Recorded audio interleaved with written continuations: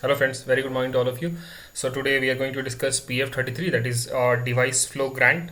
So yeah, again we can just create a workflow diagram and we'll try to understand how device flow grant works and where we can use this, like what type of applications or devices where we can use this grant. And then we can just jump to the integration in the PingFederate, and once complete that, then we can again just go for the testing in Postman. So yeah, let's begin.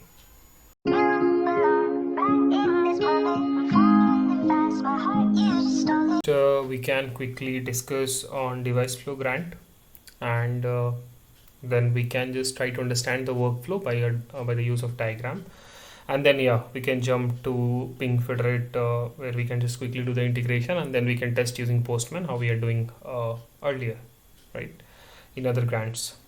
So device code flow grant, maybe you haven't seen this much used in the industry. So let's try to understand what is the use case where we are using this. So this is you can say OAuth for browserless and input constraint devices. The OAuth 2.0 device flow extension enable OAuth on other devices that have an internet connection but don't have a browser or an easy way to enter text. Okay, this flow is seen on devices like smart TVs, media consoles, picture frames. Then you have the hardware video encoders. So in this flow, the device basically instructs the user to open a URL on a secondary device, such as their smartphone or their laptop, like that, in order to complete the authorization, because there is no communication channel required between the users two devices.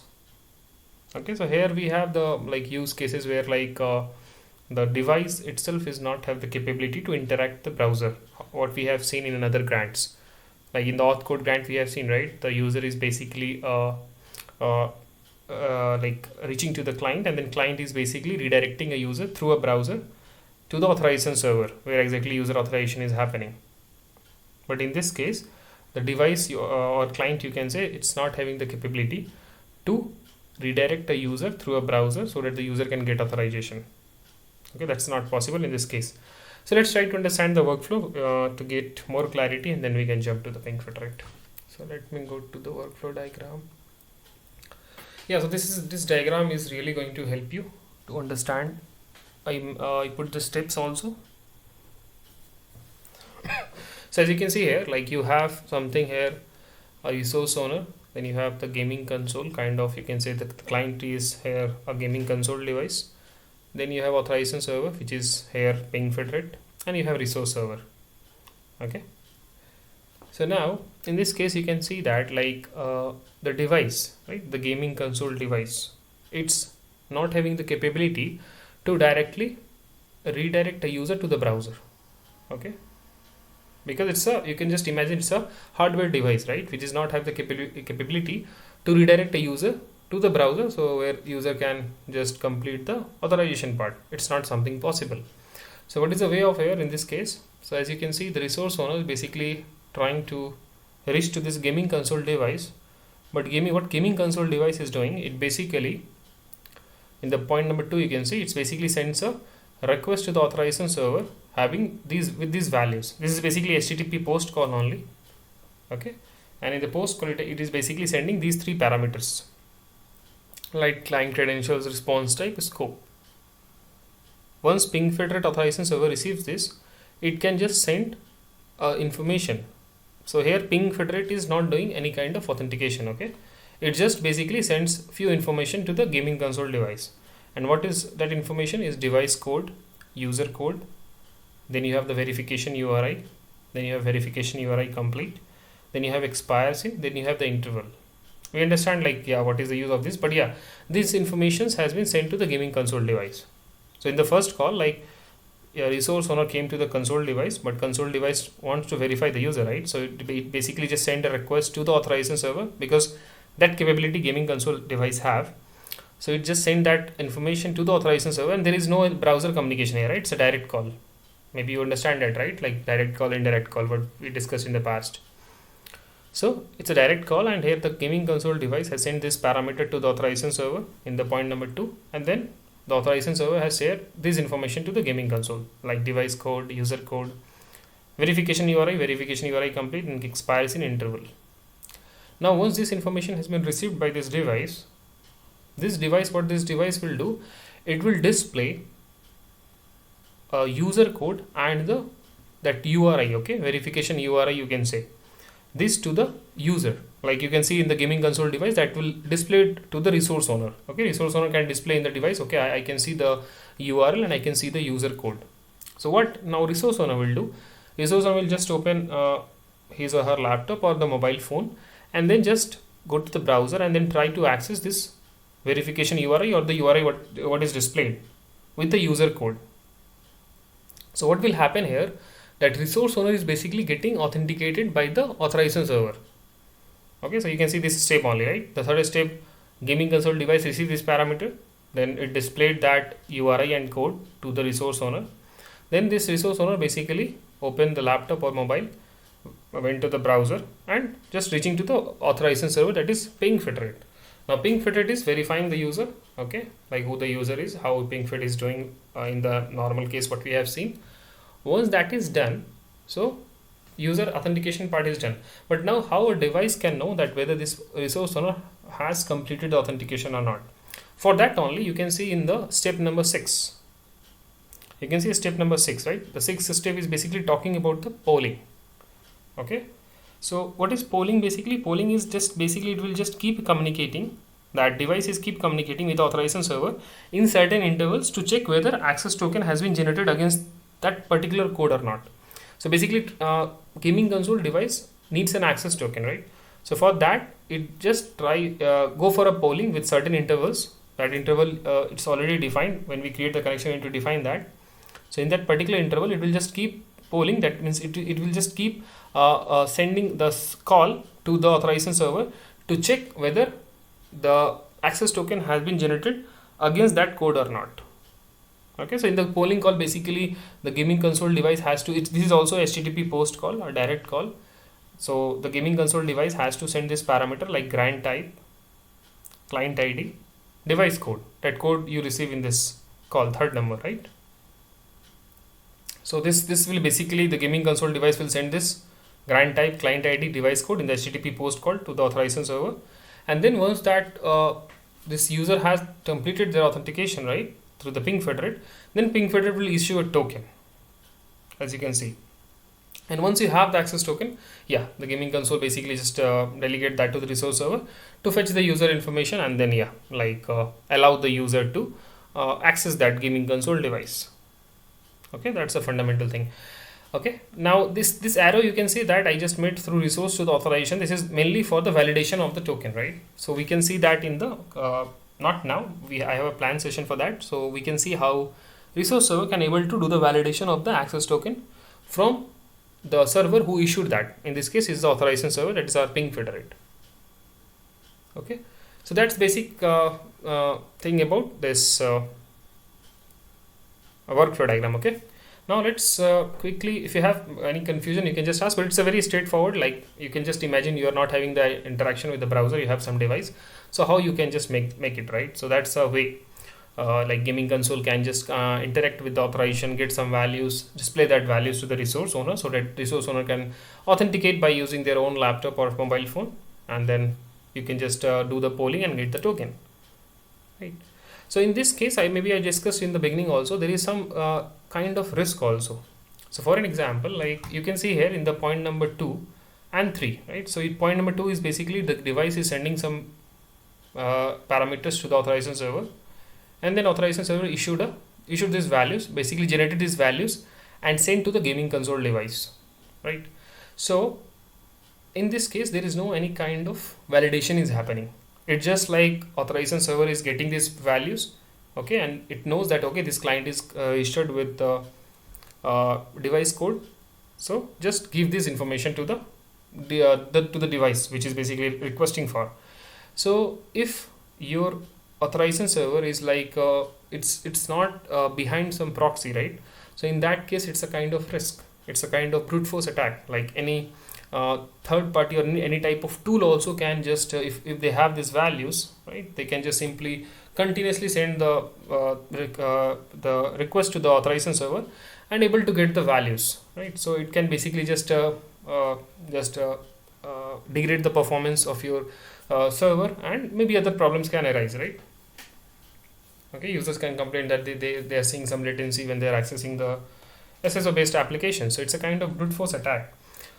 So to stop that, you need to just see that how you need to see that how you can just do the restriction of device authorization URL, or maybe you can just see like how you can just bring some proxy in front of PingFederate. In generally, people are doing that, but yeah, if you are going to for the cloud environment, yeah, you will not have that capability. So yeah, you need to understand like from your cloud vendor at how you can just make that restriction so that like we can stop the brute force attack. Okay, that's the reason also we need to understand in the point number 2 and 3, because you can see there is no any kind of validation. It's just receive this value, PingFed see, okay, this client is registered with the device code, send them this value, send them this device code and all these values. Okay, so this is the thing. Okay, now let's quickly jump to the PingFederate and we can do the integration and we can test using Postman. Let's do the registration of device code flows. Let's go to auth clients.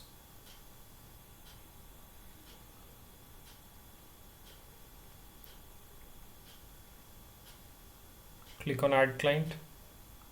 Client ID, just give something device code flow.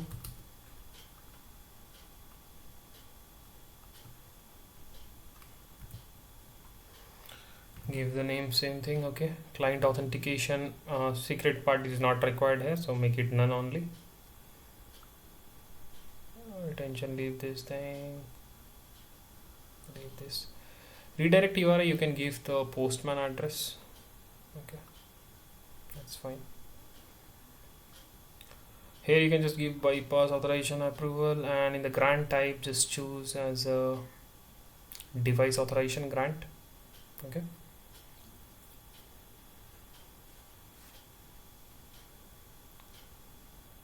and then offline access scope, leave this thing.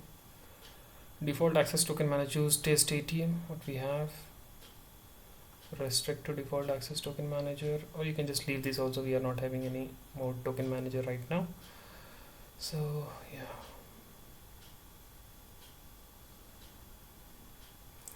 okay, global setting we have, leave these options as it is, leave this. Okay, OpenID Connect we are not using right now, so this is fine, this looks good. And we can just go to next, and application risk level we can give something as HTML form OpenDJ that we have authentication defined, give it and save it. Okay, replication is done automatically, it says fine. So basically we just created the connection using the client client ID, we have given client name, and then bypass authorization approval, redirect URIs, and then choosing the grant token manager. That's all. Token OpenID Connect policy is not required. Once we discuss, then we talk about this and we can just do the configuration. Okay, so leave this one, leave those things for now.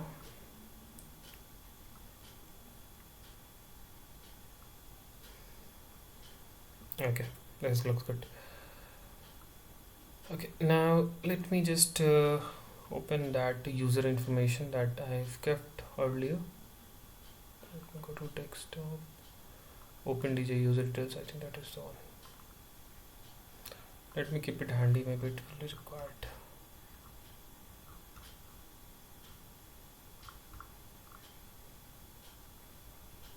Okay, fine. Yeah, let me just check the data store connectivity also. I haven't checked that, so let me go back to OpenDJ, click on add lab configuration, and then you can see there is an option to test connection. Okay, successful. Yeah, that's fine, it's running. Okay, that's good. Now let's, registration part is done, now let's do some testing to see how things work. So let's go to Postman. I'm already having the collection, so we can just go to device authentication. So you can see there is two post call here, right? So first post call, as we discussed in the workflow, that is where you are just getting the values, right? Like all the information, device related, right? Device code, user code, verification URI, and all those and then you can go for the polling, right? That's a second call, token call. Yeah.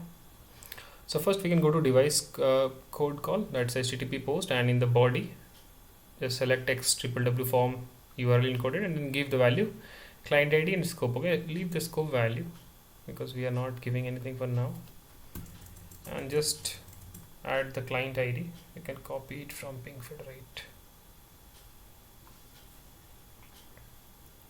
Client ID,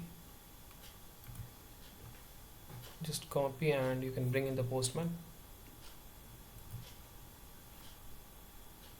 and just give the URL here. This endpoint is fine, as device underscore authjet.auth2. That's the endpoint of the device authorization. You can see directly from here also, like if you can go to this place, go to OAuth endpoints, and then you can see that, yeah, AS device underscore authjet.auth2. that's our auth device authorization endpoint. And the base URL you can copy from, go to server, and this is your base URL. Copy this and bring in the Postman, update in the URL place. You can give you can define the environment also, where you can define all these parameters in the Postman, and then you can test. But yeah, for now we can just give the URL manually. So 10.128.04, that's our base URL. That's basically the address of the engine node. Okay, with the port 9031, the AS device underscore object. Yeah, this looks good. Now let's quickly send this and see what is happening. Okay, you get some values, 200. Okay, so you are getting, you can see what information you are getting: user code, device code, interval 5. Okay, so interval, it's coming basically, I think we have given this polling interval. Like if you can go to PingFederate, I think in the authorization settings, I think we have that default value set.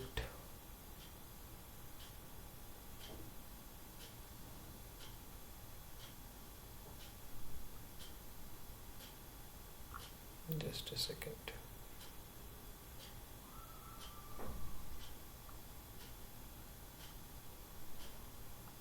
Let me reduce it a little bit. Okay, 67% is already there.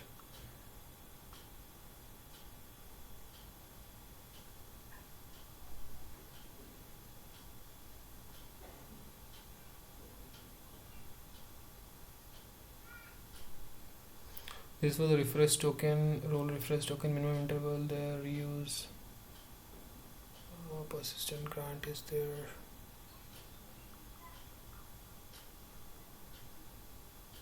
Yeah, device polling interval 5 seconds. Yeah, so this is the default setting it's taking from here. Okay, device authorization grant setting, you can just override some information here also, right? Okay, check activation code and all those things, pending authorization timeout, registered authorization path, and other informations here. And also one thing is there, like you can just control also the code, like the characters and length, by going to the, I'll just quickly show you that also. Let me show you the device. You can see the, like in the code you are getting some character, right? So how you can control those, you just need to go to PingFederate. I'm in the admin node, but that's fine. Go to server default, then go to data, then go to config store. Under config store, you can see OAuth device flow XML file. Where is that?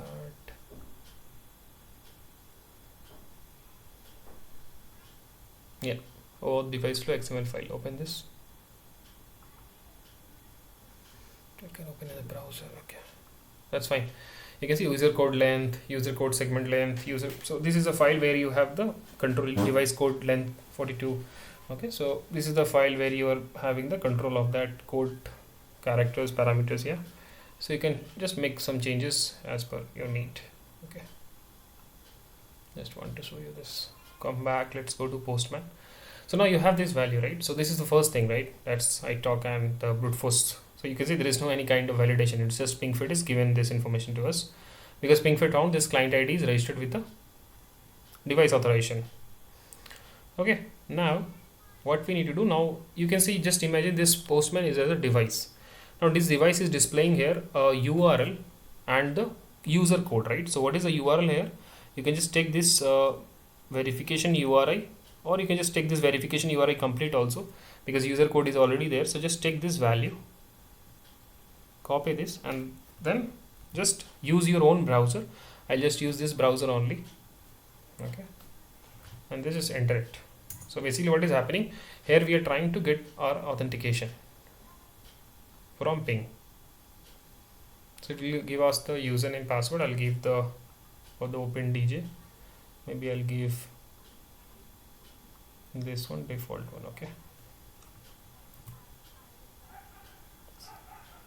So this is a step like where you have seen in the workflow that the fifth one, right, where basically the URI user code URL displayed. Now we are going to the our own device, just accessing the URL so that our authentication will complete. And once it complete, then we can see how device will do the polling, right, to get the token. So if you do the polling right now, I'll show you. So you can see the authentication hasn't completed, right?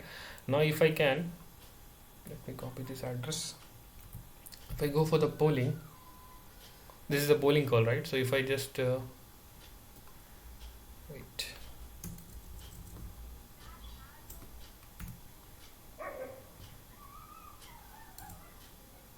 yeah.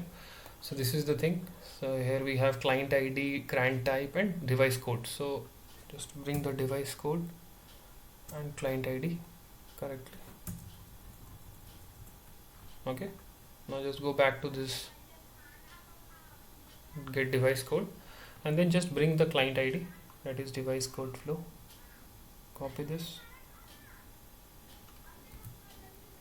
bring it in there, copy the device code. You have a device code here, right? Copy it, bring it in the polling call, paste it. Okay, so in this is basically the second call, right, where there is a token like a polling call, if you remember in the workflow diagram, where basically device is trying to see that whether the token is generated against the code or not. Just trying to check that. So that's the polling is happening in some interval of time. That interval what we have given, that's 5 seconds something. So how this call is going to happen? So you just this is also again HTTP post call. You have this parameter, you have this endpoint token over 2, and then client ID, grant type, device code value that you receive from PingFederate in this call. Okay. So now if I can just go for send, you can see what is the error we can see. So it says pending user authorization. That means the user hasn't done the authorization. That's why it's giving us a 400 bad request. So let's go to the browser and let's complete this.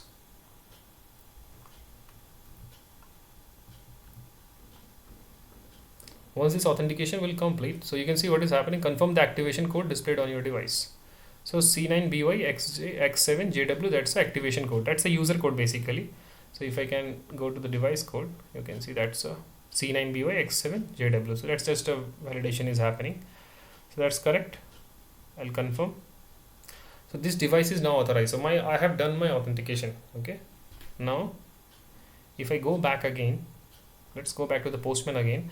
Now you are good to go for the polling call, because the user has done the authentication part through PingFederate by using that user code and the URI. Okay. This is done. Okay.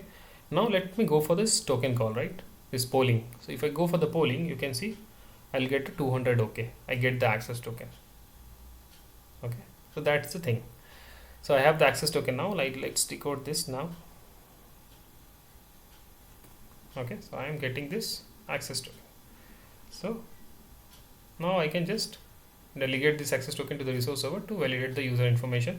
That's fine. That's a device can do. And then device, if Postman is our device, maybe for an example, Postman can allow us to perform some action as per our role. So you have the scope, client ID, issuer, subject value, first name, phone number, groups, email, last name, username, and those informations, right? So this is fine. This is good. So this is what I just want to show you. So you understand the use case of device code flow, why it's required. We understand the workflow diagram. that what are the calls, right? That get device code and then get device code call, then polling call we understand through workflow, and then we have seen in the Postman also after registering in PingFederate. So that's the basic understanding of this, right? If we have the OpenID Connect flow integrated, then maybe you can just in the device code you can pass the scope as a whatever scope you have, like OpenID space whatever profile like that, and then you can test. But yeah, that's fine. That's not an issue to test. But that's a major thing we need to understand here, right? This is the fundamental of registration, workflow, or the testing in Postman. I hope you are getting this thing. If you have any confusion, you are feel free to put in the comment section. We can discuss again. Yeah, thank you.